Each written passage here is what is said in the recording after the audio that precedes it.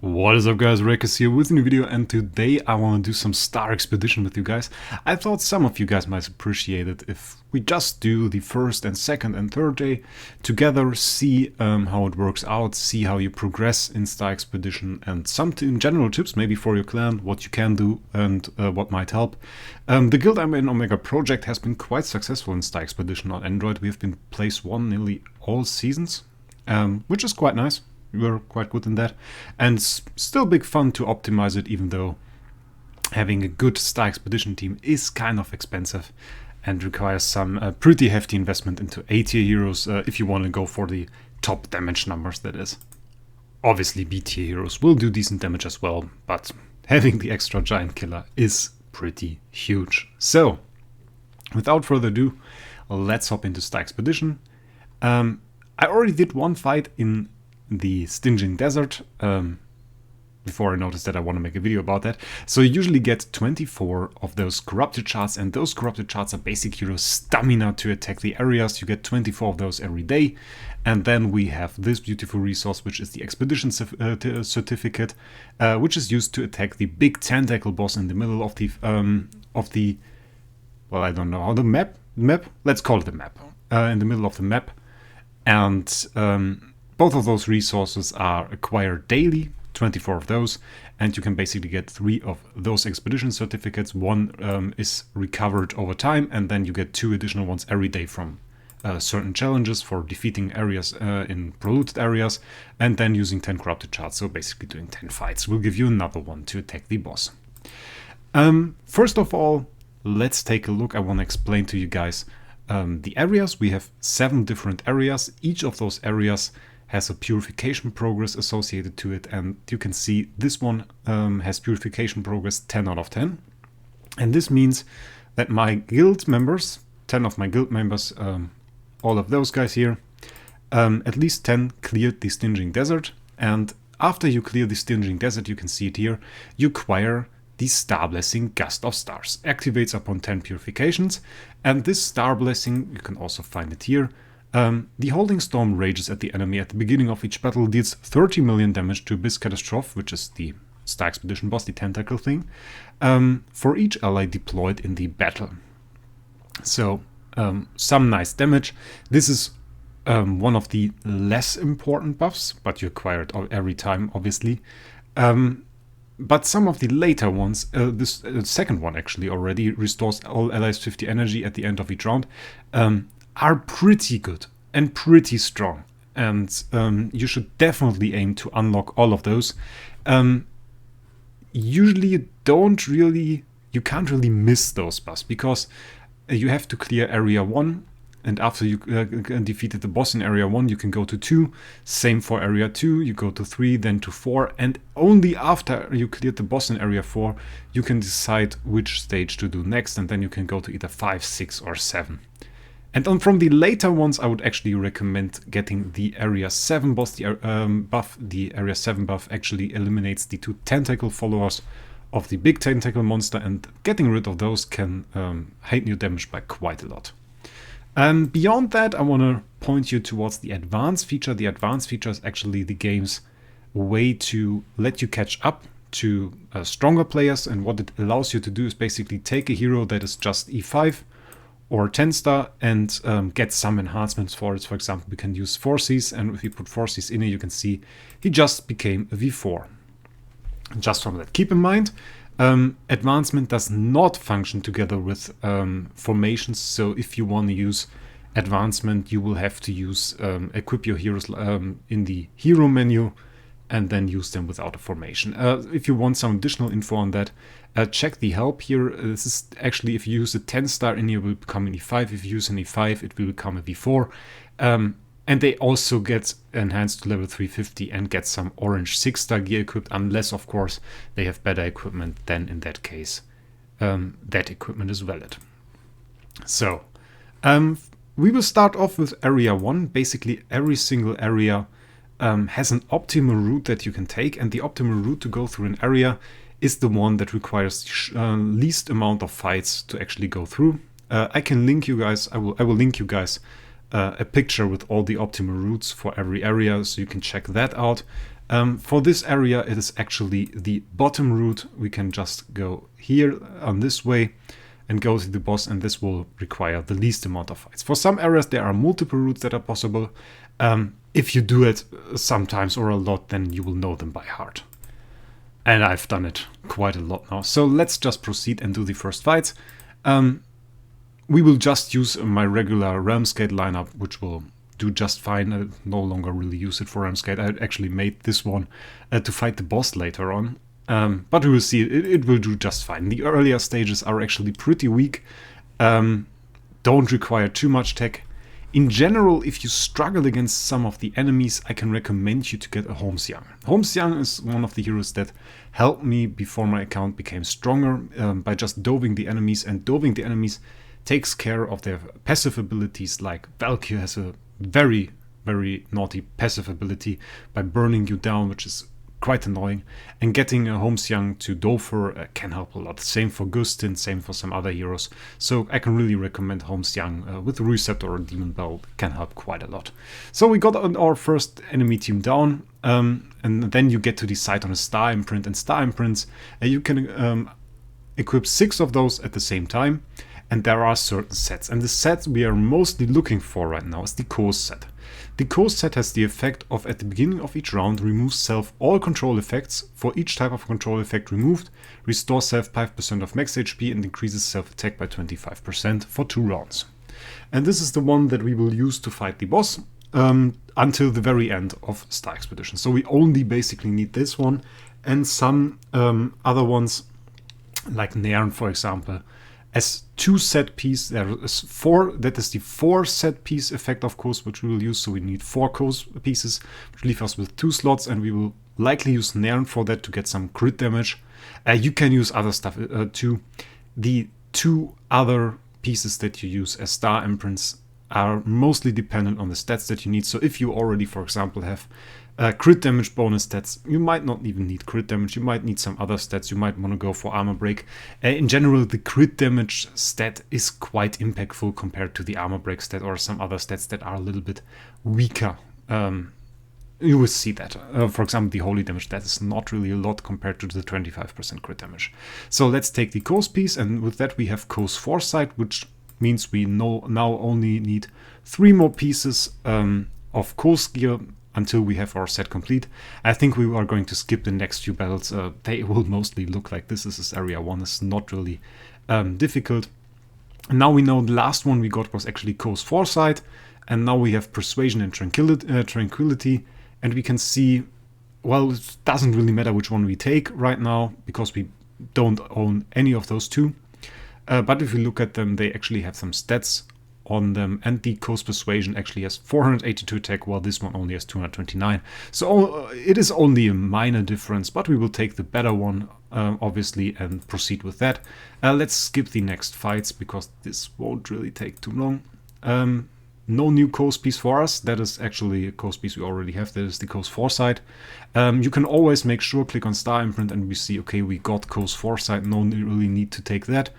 So we need to take one of the other ones, and Bool is a pretty good one, 12% attack if we decide to take it as 2-piece set effect.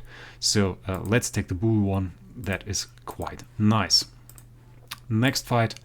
We got Nairn, we got Gus, we got Osis, nothing too fancy. We will take the Nairn in case we want to go for crit damage.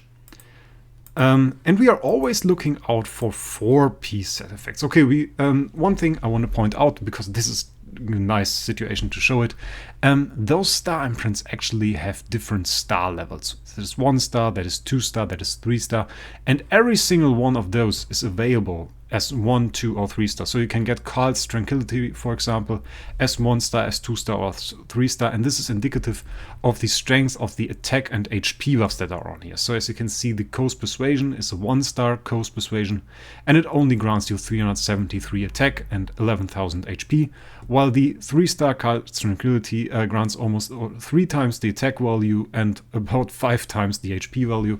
So the stat buffs can get a lot stronger if you get high star pieces, and those drop more commonly from harder encounters, which we'll take a look at in a second, and from higher areas. So if you go to area 7 and find the hardest encounters there, then this will be your best source of getting high stat gear pieces, high stat star imprints. For now, we again want to go for coast. We don't or we have this coast piece. We already have that, so doesn't really matter. We don't really need that one. Then we go for the Carl piece. It's alright. It's high stat piece. And the difficulty I was talking about, you can actually see that here. Difficulty preview, easy, normal, hard, challenging. So this red one here is a challenging fight. And supposedly this grants us better loot. We couldn't really find out anything about that, if it really is the case or not. We can look at it. It gave us a 3-piece, so it's not that bad. We got the Coast Persuasion, we also got the Coast Foresight, but we gladly take an upgrade for our Coast Foresight, so that is rather nice.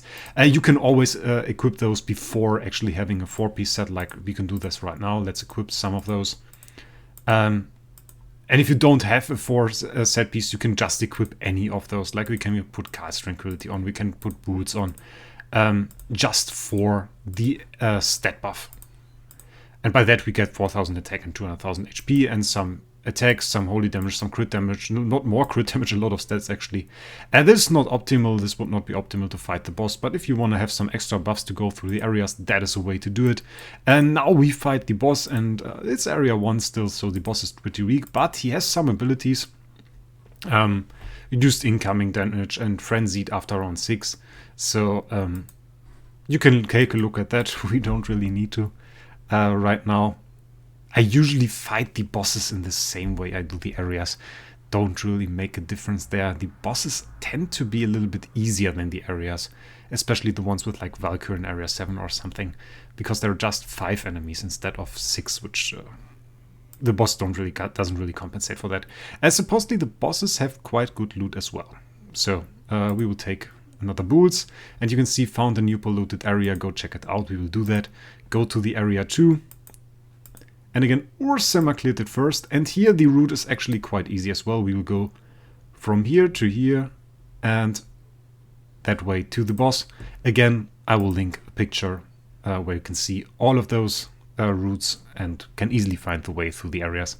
So, the areas, if you go from area 1 to area 2, they get a lot more difficult. It is better visible on the Amazon series where we are a bit weaker.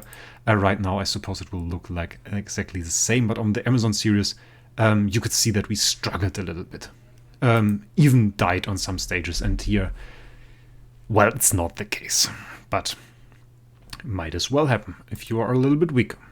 So let's proceed through the areas. No real need to look at the fights here as well, and we're still looking out for those last missing Coast pieces. We need 2 more. We need Coast Tranquility and Coast Destiny, and those are the last ones we need. If we don't drop them today, that is not very nice and will actually limit our boss damage quite substantially. Coast Persuasion is one we already have. We will just take, yeah, doesn't really matter. Let's take the Goose piece. There's nothing good here. Next one, all these Bulls, we take the Bulls, even though we would rather have the Coast. At the end we will look at some of those imprints again, and we will look at some of the 4-star imprints as well. Again, nothing real good here. Osis was meta one time, but that is really no longer the case. It was meta when we used like 2 heroes. That might still be a viable strategy for some of you guys, but now there are full teams that are more meta than those old 2-man teams with like 4 carries that died all the time. So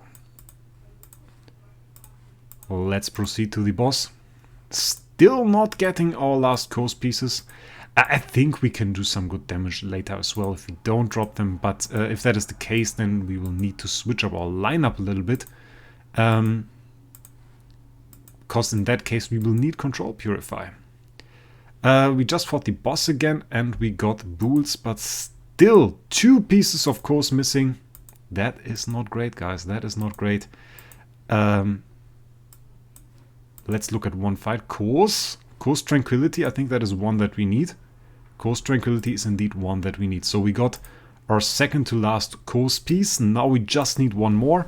Let's look at one of the fights. I'm not sure I can show you that they are a little bit more difficult, but those are substantially more difficult actually. And on Amazon we struggle here. In area 3 we start struggling with the A+ Aspen. So that is quite substantially more stats, even though obviously here we have these stats to combat that, to fight that, and it is not really visible. So Coast Destiny is the last piece we're looking for. I hope we can get it. We don't really have a lot of time. I thought we got it. It's like 2 times Goose Destiny. They are tricking us, guys. They are tricking us here.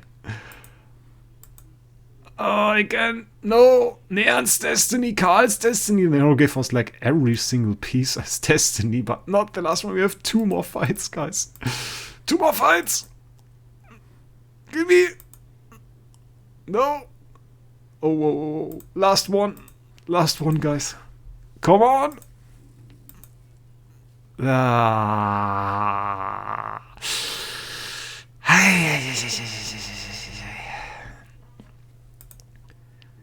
Yes. Well, now let's collect our challenge loot. So that was certainly nothing. We'll do our best to do good boss damage, but we'll need to switch up the lineup a little bit. I made a lineup that was designed around having the coast piece. You could collect those little chests here, at the bottom, by the way. Those will give you some extra nice loot. Some good stuff in there. Some CI meds. Pretty nice. And let's look at the star imprints.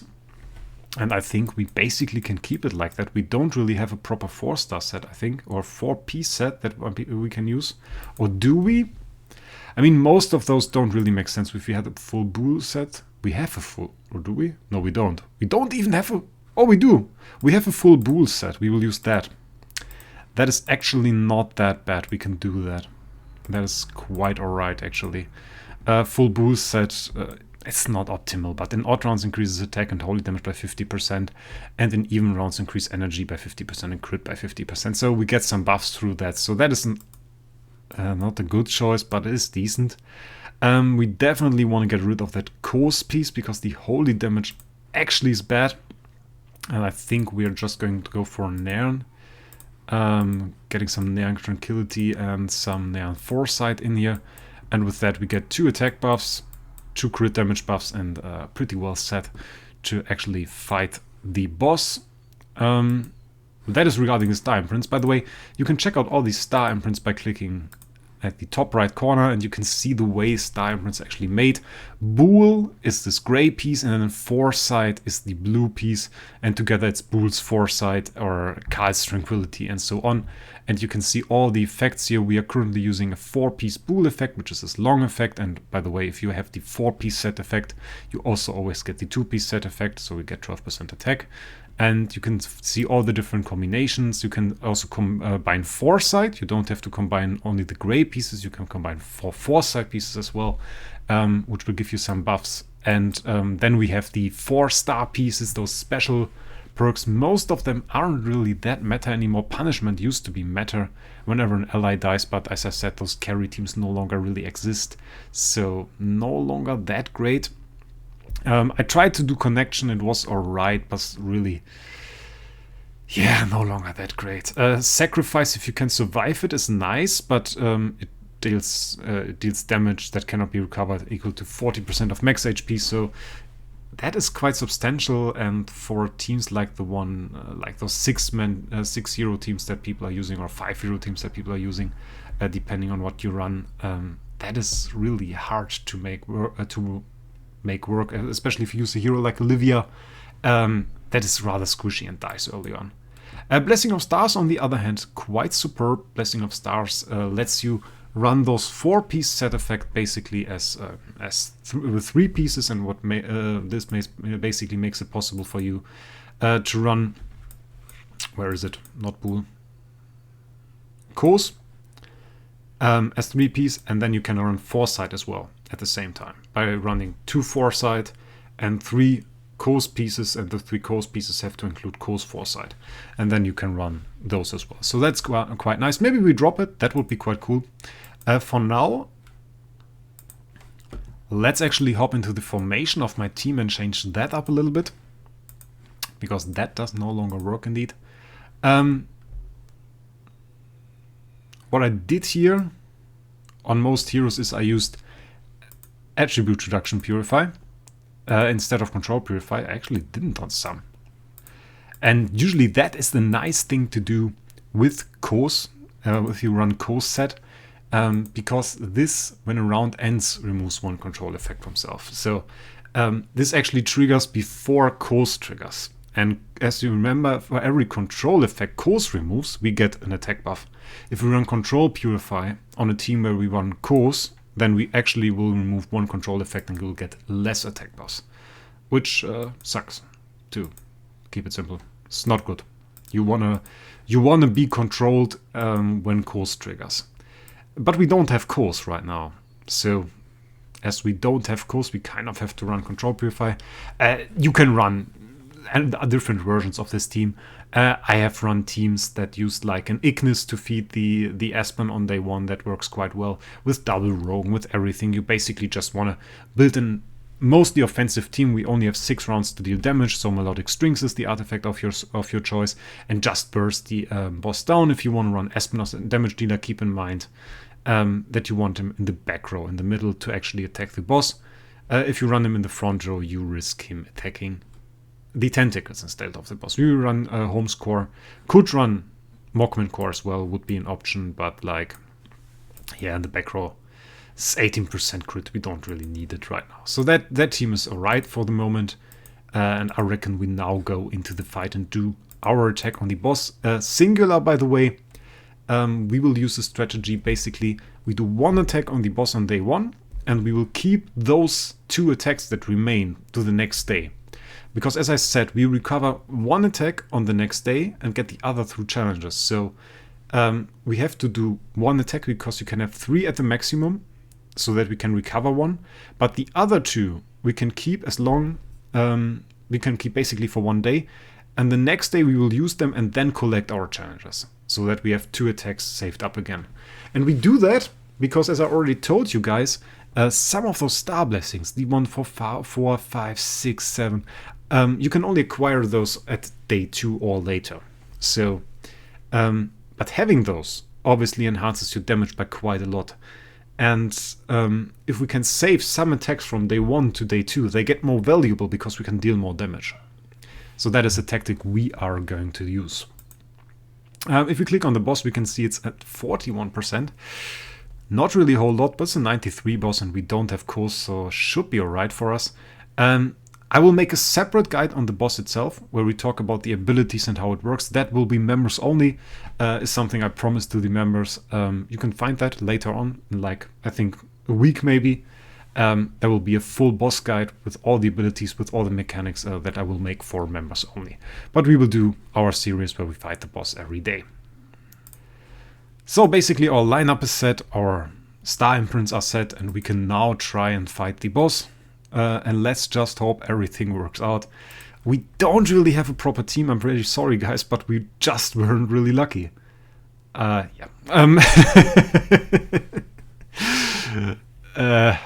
Yeah, that does it. Just about does it. Didn't really need that many mechanics. No, really didn't. Big Mockman does it. But you can see the other buff. We talked about the first area buff, and you can see all the other heroes did damage as well, and this is because of the area 1 buff. Well, we could have fought a stronger boss, I guess. Well, this is funny to see anyway. So, yeah, and basically we can claim this little gold reward here. We have one more. We have 4-piece set. We trigger the 4-piece set effect, so that was another challenge. Unlock the 3rd chest. And with that, basically our first day of Star Expedition is done. There's nothing more we can do. We kept our 2 attacks, as I explained. The boss, we attacked it. We left it at 100%. We can write in the guild that we just attacked the boss. For if you have weaker people in the clan, they can attack on day 2 as well, get the boss a little bit lower for the higher just. That is an option, but that is guild strategy. That is something you guys can figure out. Just want to show you the first day of Star Expedition today. And I hope you maybe learned some new stuff. Could help you guys. In any way, I wish you a great day, and we will see us in the next one.